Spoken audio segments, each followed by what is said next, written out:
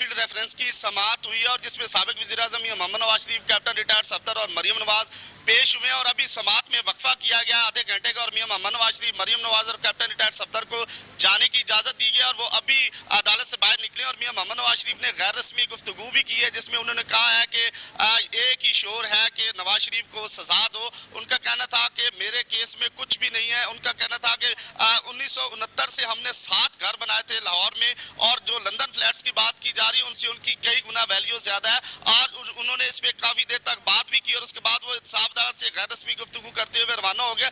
आपको मजीद में थोड़ी तफसीलात बता दूं कि रोजाना की तरह आज भी इंसाफ अदालत में बड़ी तादाद में लोग पहुंचे। कराची से भी कुछ लोग यहाँ पे मियां मोहम्मद नवाज शरीफ से जो इज़हार यकजहती के लिए पहुंचे, उनसे भी बात करते हैं, उनसे पूछते हैं कि वो क्या कहते हैं आज के केस के हवाले से। जी बताइएगा।